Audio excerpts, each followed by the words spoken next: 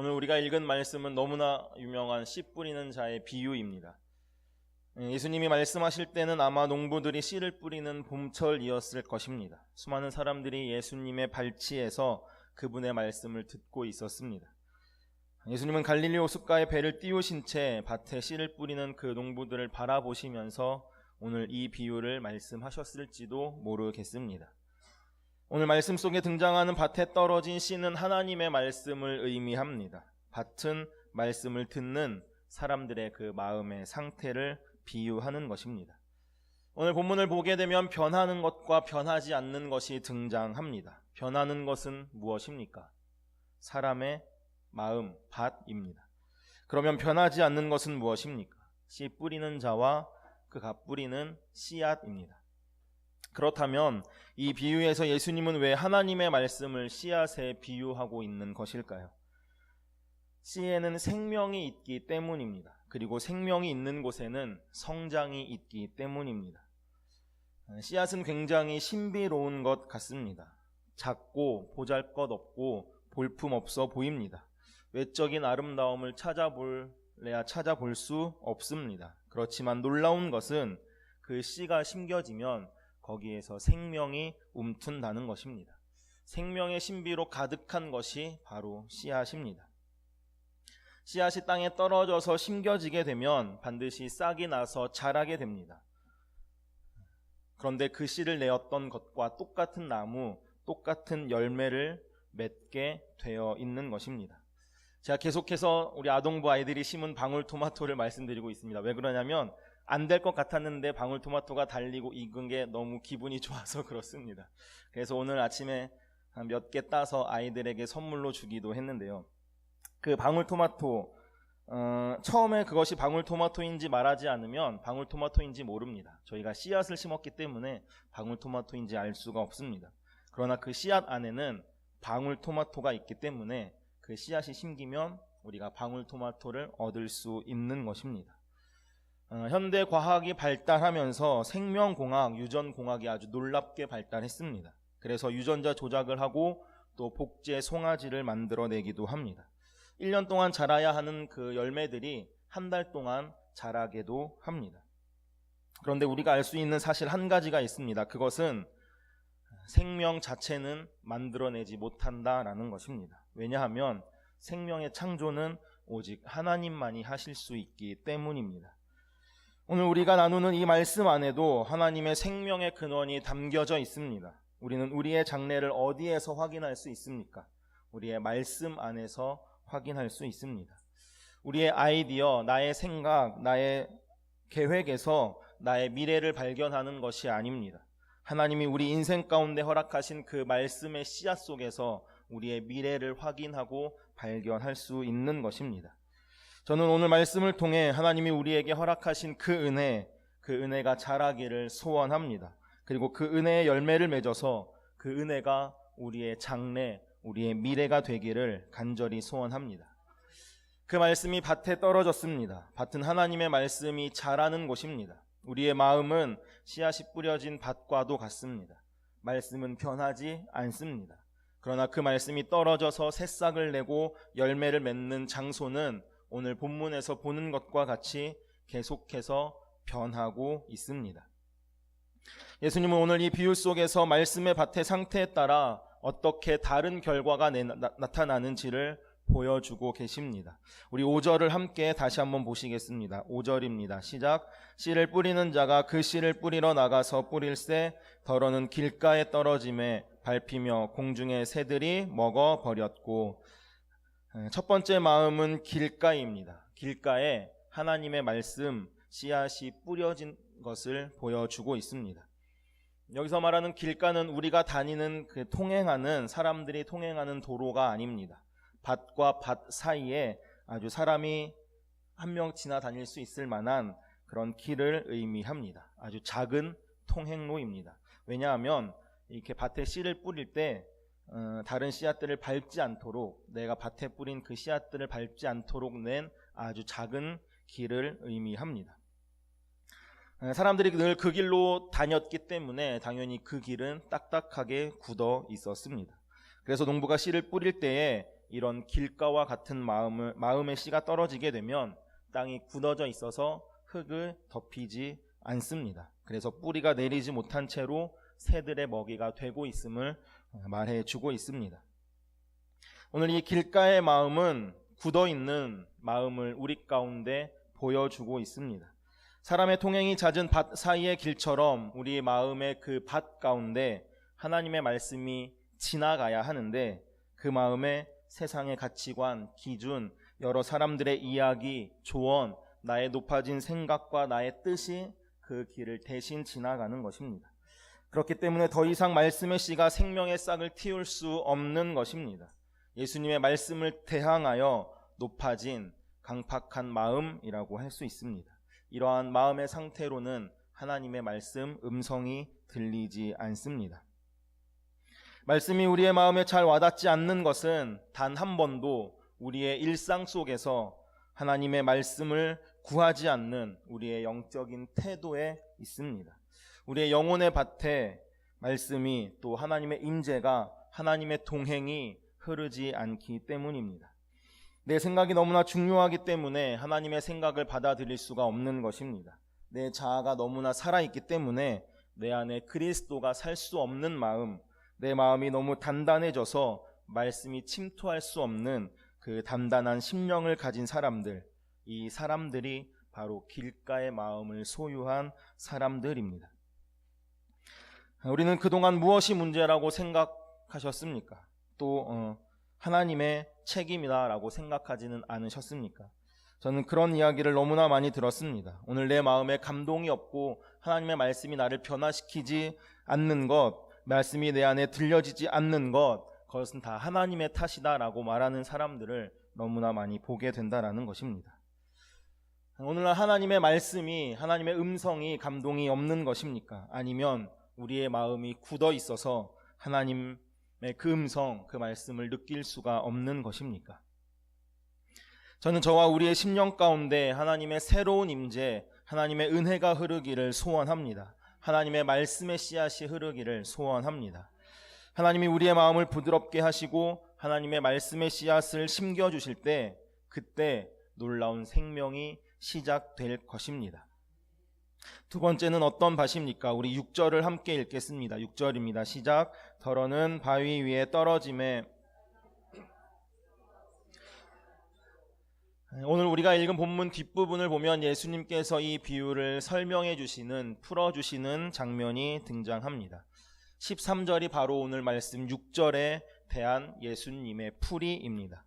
바위 위에 있다는 것은 말씀을 들을 때에 기쁨으로 받으나 뿌리가 없어 잠깐 믿다가 시련을 당할 때 배반하는 자요라고 기록하고 있습니다. 두 가지의 때가 나옵니다. 하나는 말씀을 받을 때이고 하나는 시련을 당할 때입니다. 바위 위의 마음은 길가의 마음과는 다르게 영적인 지각, 영적인 자각은 열려 있는 사람입니다. 그래서 말씀이 주어졌을 때 감동이 있고 기쁨이 있습니다. 그런데 무엇이 문제입니까? 시련을 만날 때가 문제가 됩니다. 시련을 만날 때에는 말씀을 배반하고 하나님을 거절하는 사람이 된다라는 것입니다. 말씀을 받을 때와 시련을 당할 때가 다른 사람들인 것입니다. 저는 우리가 시련을 이길 믿음의 능력과 사랑의 능력이 있기를 소원합니다. 우리 안에 영적인 싸움의 주도권이 우리 각자에게 있기를 원합니다. 말씀을 들을 때와 시련을 당할 때 언제나 사랑과 믿음으로, 말씀으로 반응하는 우리가 되기를 소원합니다. 우리가 이러한 태도를 가지기 위해서는 우리의 관점, 우리의 시각이 변화되어야 합니다. 우리 인생에 찾아오는 역경과 시련, 고난에 대한 새로운 시야가 열려져야만 우리가 말씀을 받을 때 그 감동으로 우리가 시련을 이겨낼 수 있다라는 것입니다. 우리는 어떠한 관점에서 우리의 사건을 보고 계십니까? 어떠한 입장에서 우리의 시련과 슬픔을 보고 계십니까? 하나님께서 우리의 인생을 놀랍게 사용하시고 하나님이 행하신 놀라운 일들의 관점 속에서 우리의 문제, 우리의 시련, 우리의 슬픔을 볼 수 있는 그 영적인 시야가 열리기를 소원합니다. 어떠한 사람에게 시련은 믿음을 강화시키고 하나님을 향한 그들의 사랑을 증명하는 사건이 됩니다. 그런 사람에게는 하나님께서 이기는 자에게 주시는 그 주님의 은혜가 임하는 것을 보게 됩니다. 그러나 반대로 누구에게는 그것이 염려가 되고 불평, 불순종, 불만의 씨앗이 되는 것을 또한 보게 됩니다. 저는 오늘 우리의 영적인 방향이 바뀌어지기를 소원합니다. 관점의 변화가 있기를 원합니다. 하나님의 관점을 소유할 때 우리의 모든 세상의 풍랑을 다스리는 그 은혜가 우리에게도 있을 것입니다. 세 번째 받침입니다. 우리 7절을 함께 읽겠습니다. 7절입니다. 시작. 더러는 가시떨기 속에 떨어짐에 가시가 함께 자라서 기운을 막았고. 세 번째는 가시떨기 땅입니다. 이 구절에서 우리가 알 수 있는 것은 이 땅이 좋은 토양, 토지를 가졌다라는 것입니다. 뿌려진 씨가 자라나고 있습니다. 왜냐하면 이미 그 땅에서 가시떨기도 자라고 있었기 때문입니다. 즉 성장이 있었다는 것입니다. 생명의 성장을 가능하게 하는 좋은 토질이 그 안에 이미 있었다라는 것입니다. 그런데 문제는 가시떨기에 떨어진 그 씨앗보다 가시떨기가 이미 더 크게 성장했다라는 데에 있습니다. 가시떨기가 더 크게 더 높이 성장하였다는 것에 문제가 있습니다. 오늘 본문 7절에서 기운을 막았다라는 헬라어 단어에는 목을 졸라 죽이다라는 의미가 있습니다. 질식시키다라는 뜻입니다. 저와 우리가 하나님의 말씀을 대할 때 기쁨으로 그 말씀을 받았습니다. 그리고 그 말씀이 자랍니다. 그리고 그 말씀이 우리를 성장시킵니다. 그런데 문제는 무엇입니까? 14절에서 말하는 것과 같이 세상의 모든 염려와 근심, 유혹들이 내게 주어진 그 하나님의 말씀을 목조르고 있다라는 것입니다. 질식시키고 있다라는 것입니다. 하나님의 말씀 그 자체보다 나의 염려가 하나님의 그 크신 사랑의 능력보다 나의 절망이 훨씬 더 크게 보인다라는 것입니다. 염려와 절망이 더 이미 크게 자라난 것입니다. 오늘 이 자리에 모인 우리들 가운데 누구도 부인할 수 없는 것 한 가지가 있을 것입니다. 여기 모든 성도님들은 예수님을 사랑하시죠? 사랑하시죠? 예수님 안에서 믿음과 사랑과 순종으로 우리가 그 사랑에 응답하기 또한 원하실 거라 믿습니다. 그렇습니다. 우리는 그 길을 가기를 원합니다. 그런데 우리가 또 한 가지 부인할 수 없는 사실이 있습니다. 그것은 내 안에 함께 일어나는 세상에 대한 염려, 근심, 유혹, 이생의 자랑과 육신의 정욕이 뒤엉킨다라는 것입니다. 하나님을 따르고 싶은 그 마음과 이 세상을 따르고 싶은 마음이 우리 안에서 끊임없이 싸운다라는 것입니다. 이것은 어쩌면 우리 존재에게 필연적으로 찾아오는 것일지도 모르겠습니다. 유혹, 근심, 염려 없으신 분이 있으시겠습니까? 우리가 이 땅을 살아갈 때 우리의 마음 안에 이생의 자랑과 세상의 유혹이 없을 수는 없습니다. 그러나 우리가 오늘의 본문 말씀 속에서 분명하게 알게 되는 한 가지 사실이 있는데 그것은 우리가 더 많이 묵상하고 더 많이 품는 것이 더 크게 성장할 것이라는 사실입니다. 우리가 영적으로 먹이를 주는 쪽이 더 크게 성장하게 되어 있습니다. 우리가 더 많이 주목하고 관심을 가지는 쪽이 더 큰 성장을 이룬다라는 것입니다. 무엇을 바라보기 원하십니까? 우리 안에는 이 두 가지가 계속해서 끊임없이 싸우게 될 것입니다. 저는 저와 우리가 이 싸움 속에서 우리가 말씀을 붙드는 은혜가 있기를 간절히 소원합니다. 더욱 말씀을 힘써 품는 은혜가 우리 안에 있기를 소원합니다. 믿음의 주요 온전케 하신 예수 그리스도를 바라보라. 이 믿음의 시선이 우리 가운데 열매를 남기게 될 것입니다. 저는 바라기는 우리가 예수님께로 피하기를 소원합니다. 이 두 가지 마음이 계속해서 싸울 때 세상의 유혹과 육신의 정욕은 우리가 정면 승부하는 것이 아닙니다. 피하는 것입니다. 누구에게 피해야 합니까? 예수님께로 피해야 합니다. 그때 우리는 예수님께서 이루신 그 승리가 곧 우리의 승리가 되는 것을 경험하게 될 것입니다. 네 번째 땅입니다. 우리 8절을 함께 읽겠습니다. 8절입니다. 시작. 더러는 좋은 땅에 떨어짐에 나서 100배의 결실을 하였느니라. 이 말씀을 하시고 외치시되 들을 귀 있는 자는 들을지어다. 아멘. 이것은 우리가 사모해야 할 땅인 줄로 믿습니다. 좋은이라는 형용사가 붙은 유일한 마지막 마음의 밭입니다. 이 땅에 떨어진 씨앗은 결실을 해서 100배의 열매를 맺었다라고 기록하고 있습니다. 저는 오늘 본문의 이 구절을 보면서 성경의 다른 한 구절의 말씀이 떠올랐습니다. 요한복음 12장 24절의 말씀입니다.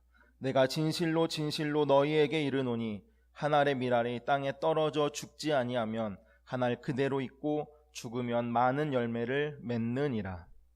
아멘이십니까? 좋은 땅이란 어떠한 마음일까요? 오늘 예수님께서 비유로 말씀하시는 100배의 결실을 맺게 되는 그 좋은 마음을 가진 좋은 땅은 어떤 땅일까요? 저는 십자가의 사랑을 경험한 마음이라고 생각합니다. 밀알이 되신 예수 그리스도께서 우리의 심령 속에 대속의 십자가를 세우신 그 마음이라고 생각합니다. 우리의 마음 안에 좋은 땅이 되기 위해서 필요한 것은 예수 그리스도의 십자가 앞으로 나아가는 것입니다. 세례 요한은 그리스도의 오시는 길을 예비한 사람이었습니다. 모든 거친 것들을 가르고 주님이 오시는 그 길을 예비했던 그가 선포했던 메시지는 회개하라, 천국이 가까이 왔다라는 말씀입니다. 오늘 우리의 마음이 십자가 앞에서 또 그분의 사랑 앞에서 우리의 완전한 무능과 연약한 죄악을 바라보고 그 십자가의 사랑과 아버지의 저항할 수 없는 그 은혜를 바라보게 될 때에 우리의 심령은 좋은 땅, 옥토로 세워지게 될 것입니다. 비로소 그때 십자가의 사랑과 더불어 우리는 부활의 능력과 영광의 열매를 경험하는 그리스도인이 될 것입니다. 영광의 열매는 밀알이 땅에 떨어져 죽고 썩어질 때 일어나게 됩니다. 오늘 계속해서 말씀의 씨앗이라고 하는 이 씨앗은 무엇입니까? 말씀이 육신이 되고 이 땅 가운데 심겨진 예수 그리스도입니다. 우리가 오늘 예수 그리스도를 우리의 심령 가운데 영접하고 내가 그 십자가의 사랑 가운데 반응하며 그 사랑을 바라보며 나아갈 때에 우리가 경험하게 되는 것이 있는데, 그것은 이제는 내가 산 것이 아니라 내 안에 그리스도께서 사시는 일들을, 그 은혜를 경험하게 되는 것입니다. 그럴 때 우리의 삶은 비로소 주님이 주시는 그 풍성한 열매를 맺게 될 것입니다. 바위와 같은 우리의 마음, 가시떨기와 같은 우리의 마음의 밭, 굳은 길가와 같은 우리의 마음의 밭을 주님 앞에 내려놓기를 원합니다. 그리고 오늘 우리가 바라보고 주목하고 기대해야 할 것은 예수님께서 우리의 심령 가운데 찾아오셔서 그분이 주인 되시고 그분의 사랑이 우리를 덮으시고 사로잡으시고 그분의 사랑 안에 살게 되는 그 놀라운 은혜, 그 은혜를 경험하게 될 때에 우리의 삶은 승리의 걸음으로 나아가게 될 것입니다. 우리 함께 찬양하고 기도하겠습니다. 내가 주인 삼은 모든 건 내려놓고 라는 찬양하실 때에 주님, 내가 그동안 좋게 여겼던 것들, 나의 생각과 나의 가치관, 육신의 정욕, 이생의 자랑, 유혹 모두 내려놓고 제가 주님만을 바라보기를 원합니다. 주님만 사랑하기를 원합니다. 우리가 그 사랑 안에 서서 예수님처럼 한 알의 밀알이 되겠습니다. 우리 결단하면서 함께 찬양하시겠습니다. 내가 주인 삼은 모든 건 내려놓고 내가 주인 삼은 모든 건 내려놓고 내 주 대신 주 앞에 내가 사랑했던 모든 것을 사랑했던 주님 앞에 내려놓고 제가 주님만 사랑하겠습니다. 주님만 사랑합니다. 내가 주인 삼은 모든 것 주인 삼은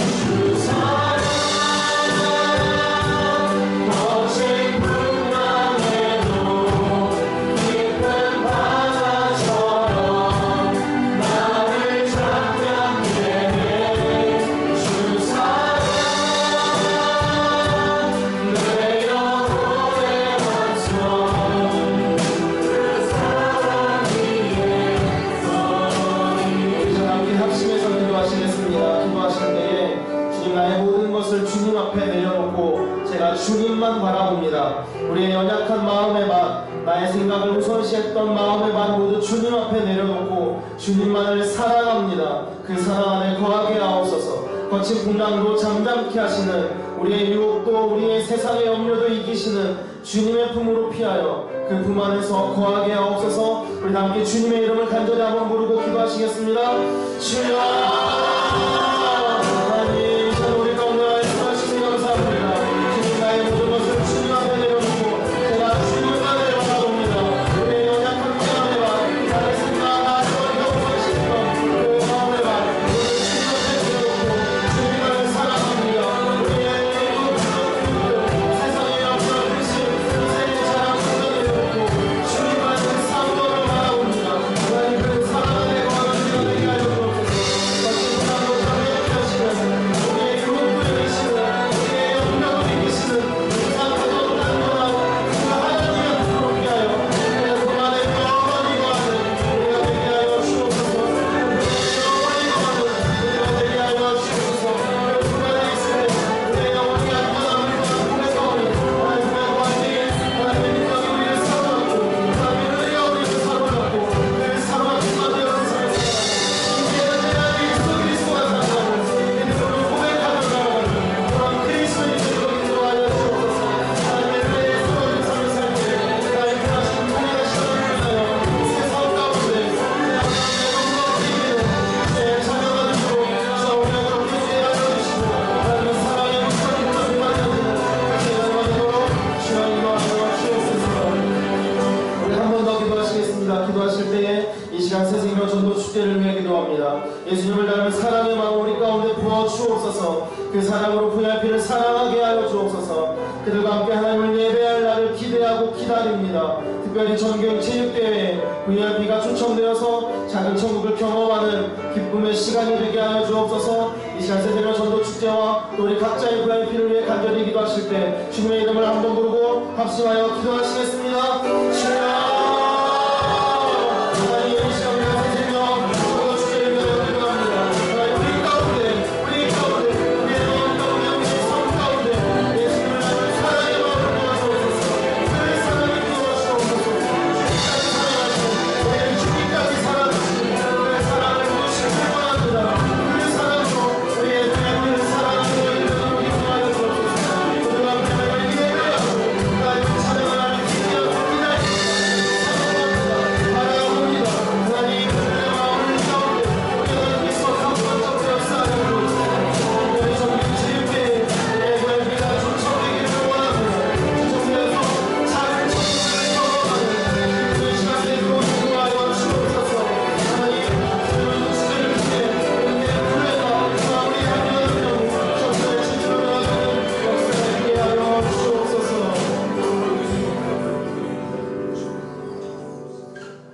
우리의 모든 것을 주님 앞에 내려놓고 주님만을 바라봅니다.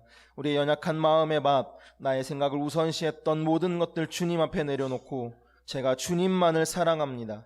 그 사랑 안에 거하게 하옵소서. 거친 풍랑도 잠잠케 하시는, 우리의 세상의 모든 유혹과 염려, 근심, 두려움도 이기시는 주님의 품으로, 세상 가장 안전한 하나님의 품으로 피하여 그 하나님 안에 영원히 거하게 하여 주옵소서. 이 시간 새 생명 전도 축제를 위해 기도합니다.